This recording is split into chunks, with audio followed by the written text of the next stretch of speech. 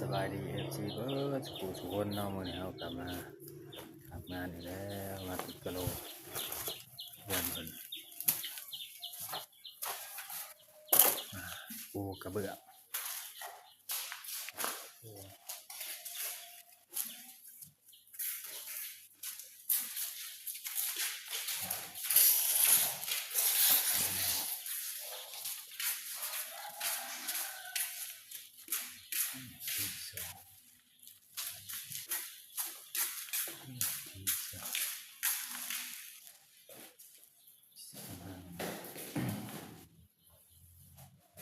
เป็นยังไงเป็นยังงามได้ประมาณนั้นเดี๋ยวจะไม่ดีกว่าวาย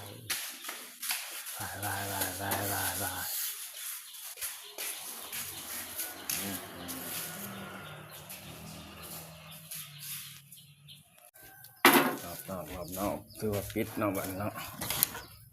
นอกปิดเนื้อจะอนามัยจบไปเลย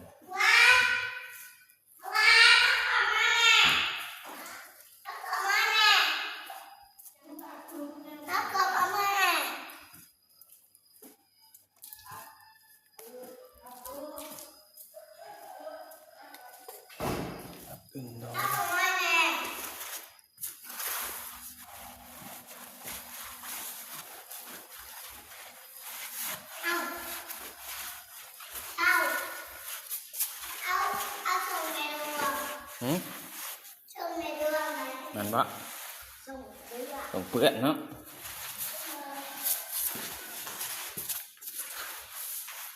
ส่งเปื้อนแล้ว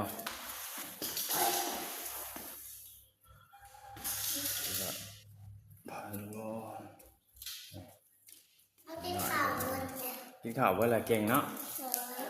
เก่ง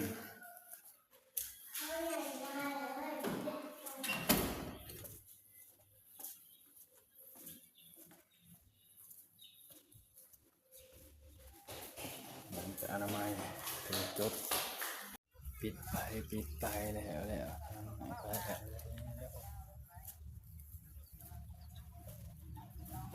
อย่าไปเหยียบนะขึ้นมาไหมอย่าไปเหยียบขึ้นมาไหมไม่ก็แล้วอนามัยเรียบร้อยประมาณนั้นปูเราก็สะอาดช่างจ้องเบิ่งดูเล่ากันนะแนวโอ้ทางตัวกุฏิใหม่นะปิดตอนไหนตัวกุฏิทางเข้าห้องน้ำมือไหนมื้อเช้าเนี่ยทางบุรียาเนี่ย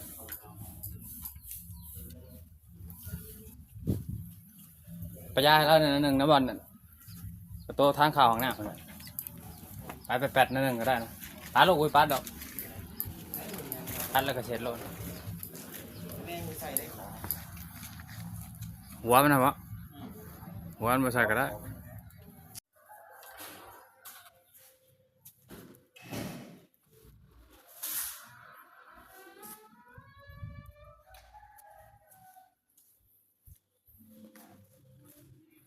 เตะน้ำมัน